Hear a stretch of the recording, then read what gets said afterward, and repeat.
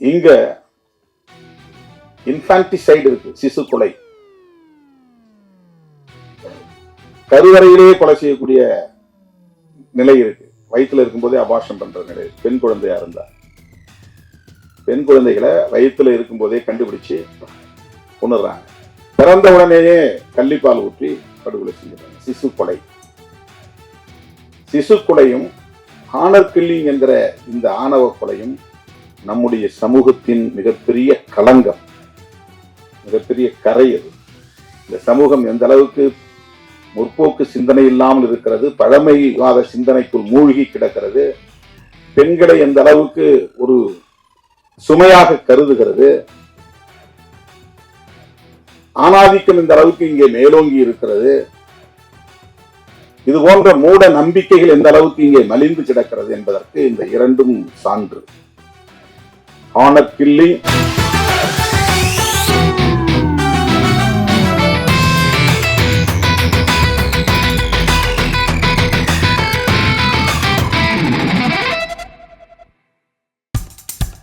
இப்போ நம்ம என்டர்டெயின்மெண்ட் ஆக போகுது பிளஸ். என்னது 5+ OTTs, 800+ பிளாக்பஸ்டர் மூவிஸ், அதுவும் 1+, 2+, 3+ மல்டி+ லாங்குவேஜஸ்லயா?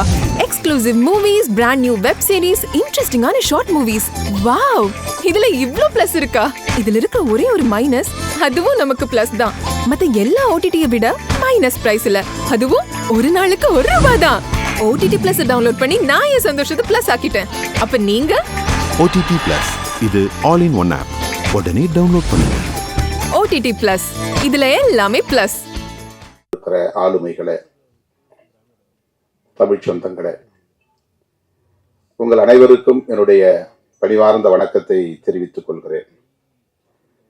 இந்த வாய்ப்பை எனக்கு வழங்கிய தயாரிப்பாளருக்கும் இயக்குனர் இருவருக்கும் முதலில் என்னுடைய நெஞ்சார்ந்த நன்றியை உரித்தாக்குகிறேன். நேர நெருக்கடிதான்.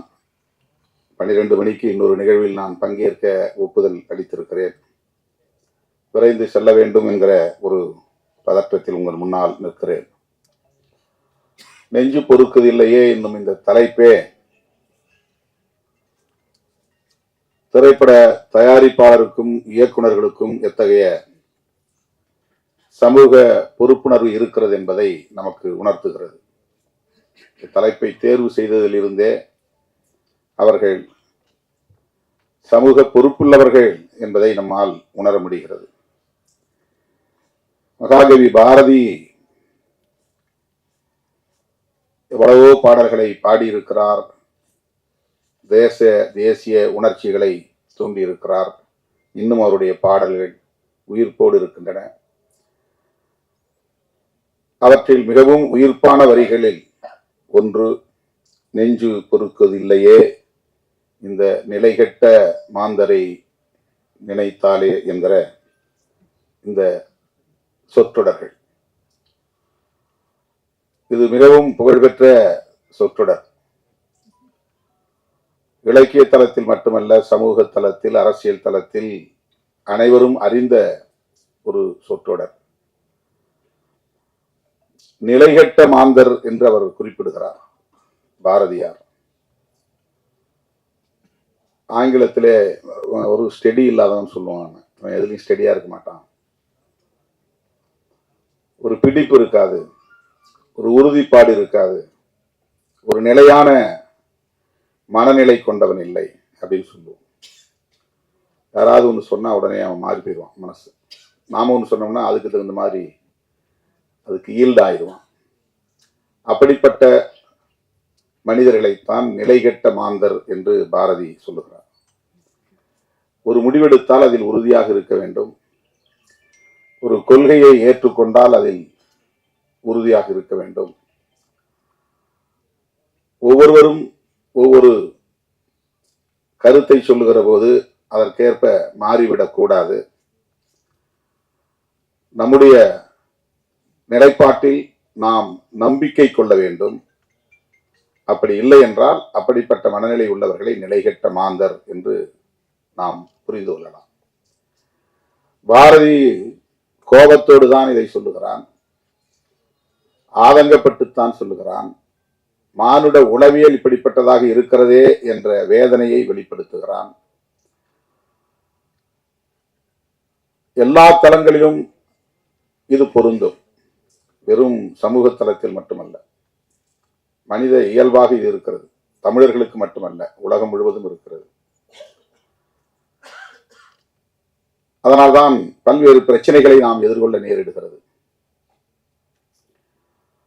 அப்படி மகாகவி எந்த பொருளில் ஆதங்கப்பட்டானோ, தன்னுடைய வேதனையை வெளிப்படுத்தக்கூடிய இந்த வரிகளை பதிவு செய்தானோ, அதை உள்வாங்கிக் கொண்டு அதே உணர்வோடு அதே ஆதங்கத்தை வெளிப்படுத்தக்கூடிய வகையில் சமூக பொறுப்புணர்வோடு இயக்குநர்களும் சரி, தயாரிப்பாளரும் சரி ஒன்றாக கூட்டு சேர்ந்து இதை உருவாக்கி இருக்கிறார்கள்.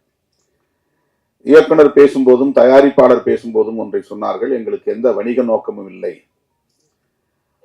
ஒரு படம் எடுத்தாலும் அது சமூகத்திற்கு நலம் பயக்கக்கூடியதாக இருக்க வேண்டும். அது கிறிஸ்துதாஸ் அவர்களின் ஒப்புதல் வாக்கு மூலம். அதே போல இங்கே ராய்ஸ்டன் பேசுகிற போது சொன்னார், அடுத்த வாய்ப்பு எனக்கு கிடைக்கிறதோ கிடைக்கவில்லையோ, ஒரு படம் நாங்கள் எடுத்தாலும் அந்த படம் ஒரு சோசியல் மெசேஜ் கன்வே பண்ணக்கூடியதாக இருக்க வேண்டும், சமூகத்திற்கான ஒரு செய்தியை சொல்லக்கூடியதாக இருக்க வேண்டும், அதுதான் எங்களுடைய நோக்கம் என்று அவர் இங்கே தன்னுடைய உணர்வுகளை வெளிப்படுத்தினார். ஆக இந்த படத்தை தயாரித்திருக்கக்கூடிய அனைவருமே, உருவாக்கி இருக்கக்கூடிய அனைவருமே, இதில் ஈடுபட்டு பணியாற்றி இருக்கக்கூடிய அனைவருக்குமே இந்த சமூகத்தில் ஒரு முற்போக்கான மாற்றம் நிகழ வேண்டும், நல்ல மாற்றம் நிகழ வேண்டும் என்கிற ஒரு கவலை இருப்பது வெளிப்படுகிறது. இளம் தலைமுறையினருக்கு இப்படிப்பட்ட ஒரு பொறுப்புணர்வு இருப்பது நமக்கு நம்பிக்கையை தருகிறது. அதற்காக முதலில் உங்களை நான் பாராட்டுகிறேன். உங்கள் உணர்வுகளையும் உங்களுடைய பொறுப்புணர்வுகளையும் உங்களுடைய பார்வையையும் நான் பாராட்டுகிறேன். அது ஒரு நல்ல கிளியர் மெசேஜ். லவ் என்பது உலகம் முழுவதும் திரைப்படங்களுக்கான ஒரு கருப்பொருள். தமிழ் திரைப்படத்திற்கு மட்டுமல்ல, உலகம் முழுவதும் எல்லா திரை உலகங்களும் காதலை மையப்படுத்தி பல்லாயிரக்கணக்கான திரைப்படங்கள் படைக்கப்பட்டிருக்கின்றன, வெளிவந்திருக்கின்றன. இன்னும் இன்னும் இது கருப்பொருளாகவே இயங்கிக் கொண்டே இருக்கும். இன்னும் பல ஆயிரம் படங்கள் வந்து கொண்டே இருக்கும். அவ்வளவு பெரிய ரிசோர்ஸ் லவ் என்பது. அதை ஒவ்வொரு கோணத்தில் ஒவ்வொருவரும் பார்க்க முடியும். அதற்கு ஒரு மல்டி டைமென்ஷன் இருக்கிறது. காலத்திற்கேற்ப அதை வெவ்வேறு கோணங்களில் நாம் பார்க்க முடியும், மக்களிடத்தில் அதை காட்ட முடியும். இவர்கள் அந்த காதலை வணிக பொருளாக பார்க்காமல் சமூக மாற்றத்திற்கு பயன்படுத்தக்கூடிய ஒரு கருவியாக, ஒரு உந்து சக்தியாக பயன்படுத்த வேண்டும். சமூகத்தில் இருக்கிற யதார்த்த நிலைதான். அதை எப்படி முற்போக்கு பார்வையோடு பொருத்தி மக்களிடத்திலே வெளிப்படுத்துவது, காட்டுவது என்கிற அந்த முயற்சியில் ஈடுபட்டு இருக்கிறார்கள். காதல் மனிதன் தோன்றிய காலத்திலிருந்து இருக்கிறது. மனித குலத்துக்கு மட்டுமல்ல, எல்லா உயிரினங்களிடமும் இருக்கிற ஒரு உணர்வு. அது ஒரு எமோஷன், அது ஒரு சென்டிமெண்ட், அது ஒரு இயல்பான பண்பு. அது வலிந்து யாராலும் உருவாக்க முடியாது. காய் எப்படி கனிகிறது, அது ஒரு இயல்பான பண்பு, அதுதான் இயங்கியல். அதை போல காதல் என்பதும் ஒரு இயங்கியல் பண்பு. அது ஒரு டயலெக்டிக் கேரக்டர். அது யாரும் ஆர்டிபிஷியலா உருவாக்க முடியாது. ஒருத்தர் நல்லா நீட்டா ட்ரெஸ் பண்ணிட்டானாக்கா அவன் உடனே காதலிக்கப்படுவான்னு அர்த்தம் கிடையாது.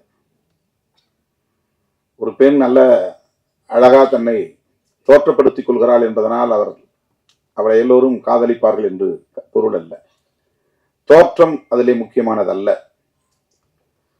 காதல் என்பது மிகவும் ஆழமான ஒரு உணர்வு, நுட்பமான ஒரு உணர்வு. அது ஒரு இயங்கியல் பண்பு. ஆனால் அது எத்தகைய பிரச்சனைகளை சமூகத்தில் ஏற்படுத்துகிறது, எத்தகைய தாக்கத்தை ஏற்படுத்துகிறது. காதலிக்கிற போது என்ன பிரச்சனைகள், காதலித்த பிறகு, திருமணம் நடந்த பிறகு என்னென்ன பிரச்சனைகள், இவை எதன் பின்னணியில் நிகழ்கின்றன, இவற்றை நம்மால் தொகுத்து பார்க்க முடியாது. நாம் பிரச்சனைகளுக்குள்ளேயே ஓடிக்கொண்டிருப்போம். கலைஞர்களால் தான், படைப்பாளர்களால் தான் வெளியில் இருந்து அதை நுட்பமாக கவனித்து அதை எந்த கோணத்தில் மக்களிடத்திலே உருவகப்படுத்தி காட்ட முடியும் என்கிற ஆற்றல் உண்டு. அப்படித்தான் இன்றைக்கு இயக்குனர்கள் இதை போஸ்ட் மேரேஜ் என்கிற அடிப்படையிலே, காதலுக்கு பிறகு, திருமணத்திற்கு பிறகு அவர்கள் எதிர்கொள்ளக்கூடிய ஒரு சமூக பிரச்சனையை மையப்படுத்தி, எல்லோரும் ஏற்கனவே பேசியிருக்கிறார்கள் என்றாலும் கூட ஆணவ கொலைகள் குறித்து நாங்கள் ஒரு புதிய கோணத்தில் இதை மக்களுக்கு சொல்ல விரும்புகிறோம். அதுதான் இந்த படம் என்று குறிப்பிட்டிருக்கிறார்கள். படம் பார்த்த பிறகுதான் நமக்கு தெரியும். கொலை என்று நாம் சொல்லுகிறோம். ஆங்கிலத்தில் ஹானர் கில்லிங் என்று சொல்கிறார்கள். ஹானர் என்பது கௌரவம் என்று தமிழ்படுத்துகிறோம். அதனால் கௌரவ கொலைகள் என்று நீண்ட காலம் சொல்லப்பட்டு வந்தது. இதில் என்ன கௌரவம் இருக்கிறது? நான் முதலில் இதை பற்றி எழுதுகிற போது இதை வரட்டு கௌரவ கொலைகள் என்று எழுதினேன். இது கௌரவ கொலைகள் இல்லை, வரட்டு கௌரவ கொலைகள், அப்படிதான் நான் எழுதிட்டு இருந்தேன். ஃபால்ஸ் பிரஸ்டீஜ், வரட்டுத்தனமான ஒரு கௌரவம். நான் பெற்ற பிள்ளையை விட 10 மாதம் சுமந்து ஈன்றெடுத்து பாலூட்டி தாளாட்டி சீராட்டி வளர்த்த பிள்ளையை சாதிக்காக, சமூகத்திற்காக அவன் என்ன நினைப்பானோ, இவன் என்ன நினைப்பானோ, ஊர் என்ன சொல்லுமோ என்று உருவாக்கி வைத்திருக்கிற ஒரு ஈகோ பெற்ற பிள்ளையை கூட கொடூரமாக படுகொலை செய்யக்கூடிய அளவுக்கு உந்தி தள்ளுகிறது. அந்த கௌரவம் எப்படி சரியான கௌரவமாக இருக்க முடியும்? எனவே அது ஃபால்ஸ் பிரஸ்டீஜ். அது ஒரு வரட்டு கௌரவம்.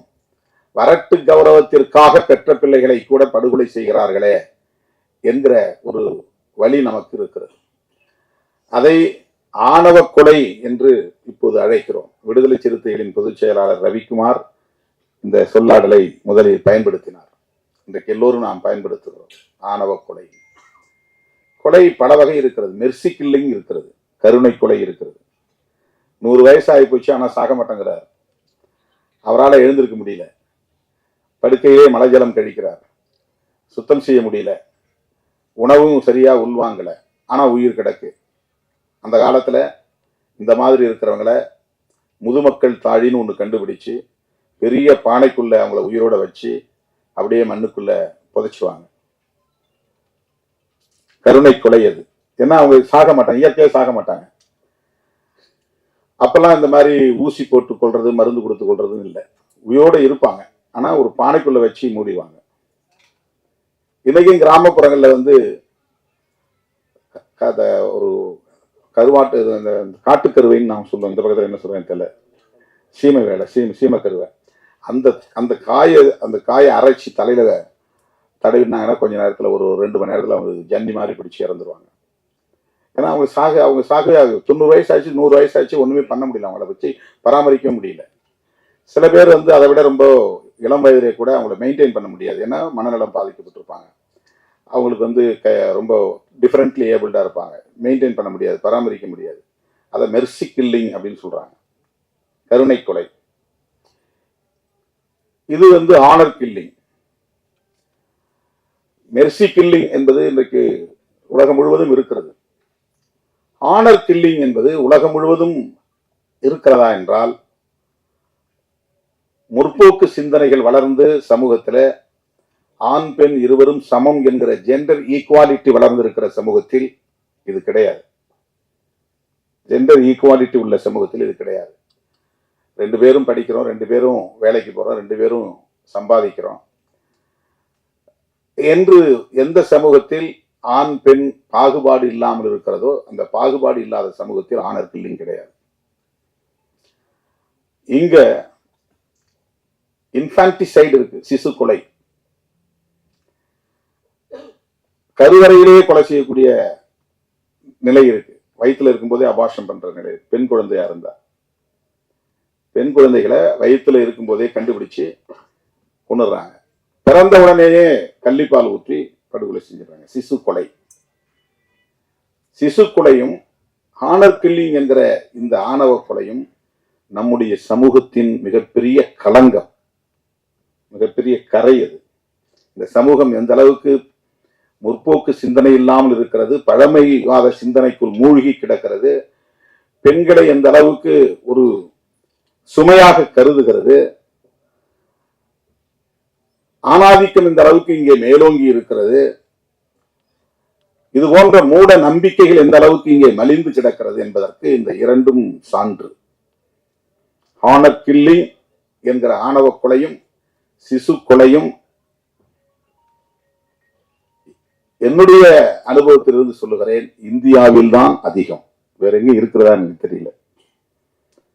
நம்முடைய நாட்டில் தான், நம்முடைய தேசத்தில் தான் இவை இரண்டும் மிக அதிகமாக இன்றும் சாட்சியங்களாக இருக்கின்றன. இப்ப இந்த இரண்டையும் நாம் அழித்தொழிக்க வேண்டும், துடைத்தெறிய வேண்டும். இப்போ ஜெண்டர் ஈக்குவாலிட்டி என்கிற ஒரு விழிப்புணர்வு நமக்கு தேவை. லவ் சப்ஜெக்டை பேசுகிற போது இப்போ அவர் அண்ணன் கலைப்புலி சேகர் ரொம்ப அருமையான ஒரு கருத்து சொன்னார். எனக்கு 44 வயசு, நான் 44 வயசுல ஒரு ஹீரோவா நடித்தேன்.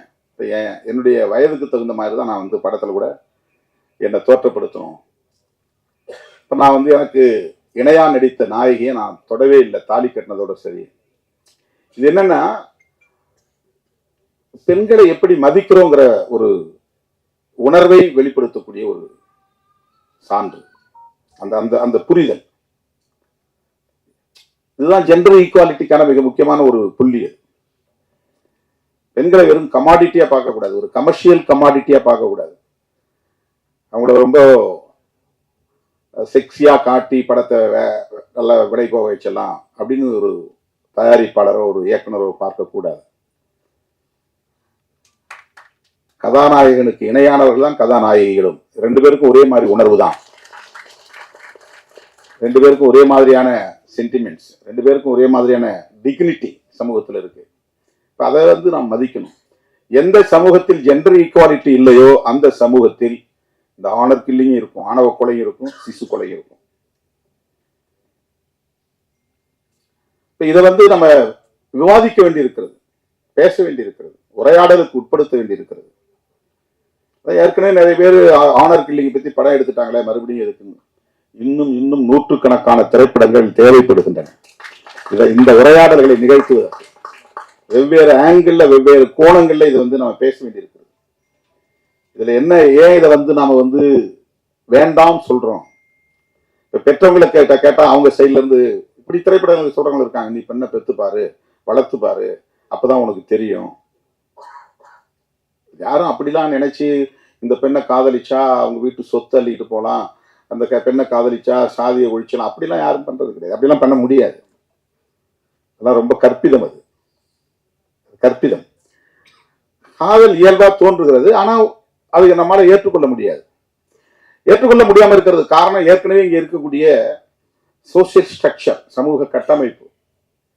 ஒவ்வொருத்தருக்கும் ஒவ்வொரு விதமான ஒரு கௌரவம் இங்கே நம்ம பிறக்கிறது முன்னாடியே இங்க கட்டமைச்சிருக்கிறாங்க. நாம யாரும் விண்ணப்பம் போட்டு இந்த சாதிக்குள்ள இந்த அப்பாவுக்கும் இந்த அம்மாவுக்கும் பிறக்கணும்னு நம்ம பிறக்கல.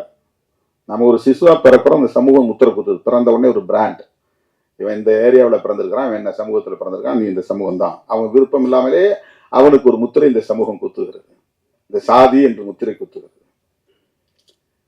சாதி தொடர்பான ஒரு கௌரவம் இங்கே, ஒரு வரட்டு கௌரவம் இங்கே கட்டமைக்கப்பட்டிருக்கு. அது உடையாம இதெல்லாம் தடுக்க முடியாது. அவங்களுக்கு ஒரு சோசியல் இன்செக்யூரிட்டி இருக்கு. அவங்க என்ன நினைக்கிறாங்க, வேலைக்கு போறதாலும் குழைச்சி பழைக்கக்கூடியவங்களா இருந்தாலும் பக்கத்துல இருக்கிறவங்க அக்கத்துல இருக்கிறவங்க நம்ம குடும்பத்தை கேவலமா பேசுவாங்களே அப்படின்னு அவங்க ஃபீல் பண்றாங்க. அவங்க ஏன் பெத்த பிள்ளையை கொல்ல வேண்டிய தேவை இருக்கு, ஏன் தேடிக்கிட்டு போய் கூலிப்படையை வச்சு கொலை செய்யறாங்க? அவங்க மத்தியில உருவாக்கி வைத்திருக்கிற ஒரு பிரம்மை, சாதி தொடர்பான, சமூகம் தொடர்பான, குடும்பம் தொடர்பாக இந்த சமூகம் ஏற்கனவே ஒன்றை உருவாக்கி வைத்திருக்கிறது, கட்டமைத்து வைத்திருக்கிறது. அது அவங்களுக்கு ஒரு இன்செக்யூர் ஃபீலிங், ஒரு பாதுகாப்பற்ற உணர்வை தருகிறது. இதனுடைய கௌரவ பிரச்சனை, இந்த சாதிக்காரனோட என் பிள்ளை ஓடிட்டா, ஒரே சமூகத்துக்குள்ள காதலிச்சு போனா கூட அதை கௌரவ குறைவா நினைப்பாங்க. ஒரே சமூகத்துக்குள்ள, சாதி மட்டும் கிடையாது, ஒரே சமூகத்துக்குள்ள, ஒரே சாதிக்குள்ள, ஒரே தெருவுக்குள்ளே காதலிச்சு ஒன்னா அவனை இழுத்துட்டு ஓடிட்டாவ. அப்ப கூட அவன் இழுத்துட்டு ஓடிட்டான்னு யாரும் சொல்ல மாட்டாங்க. சமூகத்தை யதார்த்தமா இருக்கிறதே பெண்களை தான் இழிவா பேசுவாங்க. அவனை இழுத்துட்டு ஓடிட்டாவ. அவங்க அரேஞ்சு மேரேஜ் இல்லை, விருப்பப்பட்டு ஒருத்தருக்கு ஒருத்தர் பார்த்து சாதகம் பார்த்து பொருத்தம் பார்த்து திருமணம் நடந்தாதான் மரியாதை. சாதகம் பார்க்காம பொருத்தம் பார்க்காம ஒருத்தருக்கு ஒருத்த குடும்பத்தை போய் விசாரிக்காம பையனும் பொண்ணும் முடிவு பண்ணிட்டாக்க அவ்வளவு பழியும் பெண் மேலதான் விழும். ஓடி போயிட்டா, ஒருத்தனை இழுத்துக்கிட்டு ஓடி போயிட்டா. இது சாதி விட்டு சாதி தான் நிகழ்கிறது இல்ல, ஒரே சமூகத்துக்குள்ளே நிகழும். எனவே இது எதனால் நிகழ்கிறது? இந்த சமூகம் நமக்கு ஏற்கனவே ஒரு பிரமையை இங்கே கட்டமைத்திருக்கிறது. இதுதான் உன்னுடைய சமூக கௌரவம், சாதி கௌரவம், உன் குடும்ப கௌரவம் என்ற ஒரு நிலையை இங்கே ஏற்படுத்துது. அந்த மேல் கட்டுமானம் இருக்கு பாருங்க, அந்த சூப்பர்ஃபிஷியல் ஸ்ட்ரக்சர், அந்த மேல் கட்டுமானம் இருக்கு பாருங்க. இது ஒரு மேல் கட்டுமானம் தான். இந்த மாதிரி ஒரு பிரமையை உருவாக்கி வைத்திருப்பது. இதை தகர்க்க வேண்டுமானால் அடிப்படையில் இருக்கிற இன்இக்வாலிட்டி என்கிற சமத்துவமின்மை என்கிற அந்த பேசிக் ஸ்ட்ரக்சர் உடைக்கணும். இது சூப்பர்ஃபிஷியல் கிடையாது. எது சாதி அடிப்படையிலான பாகுபாடு இருக்கிறதே அது சூப்பர்ஃபிஷியல் கிடையாது, மேல் கட்டுமானம் இல்லை, அது அடிக்கட்டுமானம். இப்போ அது உடையணும்னு சொன்னா ஐடியாலஜிக்கலா நாம விவாதிக்க வேண்டிய தேவை இருக்கு. எது சரி எது தவறு, அப்படிப்பட்ட உரையாடல்களுக்கான ஒரு வாய்ப்பாகத்தான் இந்த திரைப்படங்களை நாம் பார்க்கிறோம். அந்த விஷன் இருக்கிற இயக்குநர்களால் தான் அதை படைக்க முடியும். ஒரு ரேடிக்கல் திங்கிங் இருக்கணும், ரேடிக்கல் தாட்ஸ் இருக்கணும், ஒரு முற்போக்கான சிந்தனை என்பது இருக்கணும். ராய்ஸ்டன் பேசியதிலிருந்தும் கிறிஸ்தாஸ் பேசியதிலிருந்தும் அவர்கள் நல்ல முற்போக்கான சிந்தனையாளர்கள் என்பதை நம்மால் புரிந்து கொள்ள முடிகிறது. இதெல்லாம் பாருங்க, மதம் கடந்து ஒருத்தர் ரகுமான், ஒளிப்பதிவாளர் முஸ்லீம், தயாரிப்பாளர் கிறிஸ்தாஸ், தினேஷ், கவி தினேஷ், ஒரு அடையாளத்துக்கு சொல்றேன். ஆனா அவங்கள்ட்ட அது கிடையாது. இப்ப நம்ம சொன்னாதான் அது புரியும். அவங்க அப்படி பார்த்து சேர்ந்துக்க மாட்டாங்க. இதெல்லாம் எதனால முடிகிறது? நம்மகிட்ட ஒரு நல்ல சிந்தனை, ஒரு போக்கான சிந்தனை, சமத்துவ சிந்தனை, ஜனநாயக சிந்தனை இருப்பதனால்தான் இணைந்து செயல்பட முடிகிறது. திரைப்படங்கிறது பல ஆளுமை உள்ளவர்கள், பல திறமை உள்ளவர்கள் ஒன்று சேர்ந்து உருவாக்கக்கூடிய ஒன்று. அதில் தயாரிப்பாளர்கள் படக்கூடிய தொல்லையை பற்றி சவுந்தரபாண்டியன் அவர்கள் சொல்லிக் கொண்டிருந்தார். அண்ணன் கலைப்புலி சேகர் அவரும் சொல்லிக் கொண்டிருந்தார். மற்றவர்கள்லாம் அவங்களுக்கான சம்பளத்தை வாங்கிக்கிட்டு தான் வேலையை செய்யறாங்க. நாங்கள் மொத்தத்தையும் போட்டுட்டு காத்துக்கிட்டு உட்காந்துருக்கணும். அது டிஸ்ட்ரிபியூஷனுக்கு பிறகு எங்களுக்கு கிடைச்சா உண்டு, கிடைக்கலாம் உண்டு, நஷ்டம் ஏற்பட்டாலும் அந்த நஷ்டத்தை ஏற்றுக்கிறதுக்கு யாரும் தயார் இல்லை. இசையமைப்பாளர்னா அவருக்கு என்ன தொகை கொடுத்துட்றோம், டைரக்டர்னா அவருக்கு என்ன தொகையை கொடுத்துட்றோம், ஹீரோ என்னவோ அவருக்கு கொடுத்துட்றோம், ஹீரோயினுக்கு எவ்வளவோ கொடுத்துட்றோம், எல்லாத்துக்கும் போயிடுது. அதுக்கப்புறம் தான் அவங்க வேலைக்கே வராங்க, ஃபீல்டுக்கே வராங்க. ஆனால் படம் ரீதியாக நாம் நுழைய வேண்டியது, எல்லா இடங்களையும் நம்ம ஊடுருவ வேண்டியிருக்கிறது. அரசியல் தளமாக இருந்தாலும், கலை உலகமாக இருந்தாலும், எல்லா இடங்களிலும் ஜனநாயக சக்திகளின் கைகள் ஓங்க வேண்டும். முற்போக்கு சிந்தனையாளர்கள் இங்கே இயக்குநர்களாக, தயாரிப்பாளர்களாக, ஒளிப்பதிவாளர்களாக, இசையமைப்பாளர்களாக, கதாநாயகர்களாக, கதாநாயகிகளாக வர வேண்டும். எங்க ஊருக்காரர் தம்பி சுதர்ஷன், திட்டக்குடிக்காரர், முதல் படம் இங்கே இசையமைத்திருக்கிறார் என்று அறிமுகமானார். அவருக்கு என்னுடைய வாழ்த்துக்கள். நான் அந்த ஊர்ல தான் படிச்சிருக்கேன். எங்க ஊர்ல இருந்து ஏற்கனவே இன்னொரு லப்பர் பந்துன்னு ஒரு திரைப்படத்தை ஒரு இயக்குனர் உருவாக்கியிருக்கிறார். அவரும் திட்டக்குடிக்காரர். ரொம்ப மகிழ்ச்சியாக இருக்கிறது. இந்த திரைப்படம் நல்ல சிந்தனை உள்ளவர்களால் உருவாக்கப்பட்டிருப்பதனால் மக்களிடையே மிகப்பெரிய வரவேற்பை பெறும், வெற்றி பெறும் என்று நான் நம்புகிறேன், நெஞ்சார வாழ்த்துகிறேன். இந்த படம் சமூக தளத்திலும், பண்பாட்டு தளத்திலும், அரசியல் தளத்திலும் ஒரு நல்ல தாக்கத்தை ஏற்படுத்தும் என்று நம்பிக்கையோடு வாழ்த்தி வாய்ப்புக்கு நன்றி கூறி முடிக்கிறேன். நன்றி, வணக்கம். இப்போ உங்க என்டர்டெயின்மெண்ட் ஆக போகுது plus 5+ OTT, 800+ blockbuster movies, 1+, 2+, 3+, multi+ languages, exclusive movies, brand new web series, interesting ஆன short movies, இப்படி நிறைய பிளஸ். வெயிட் இதுல மைனஸ் ஒரு விஷயமும் இருக்கு. மத்த எல்லா OTTs விட மைனஸ் பிரைஸ்ல ஒரு நாளைக்கு ₹1 மட்டும்தான். உங்க சந்தோஷத்தை பிளஸ் பண்ண போற OTT பிளஸ் இப்ப உங்க கையில. உடனே டவுன்லோட் பண்ணுங்க. OTT Plus இது ஆல் இன் ஒன் ஆப். உடனே டவுன்லோட் பண்ணுங்க. என்டர்டெயின்மெண்ட்டை பிளஸ் பண்ணுங்க OTT பிளஸோட.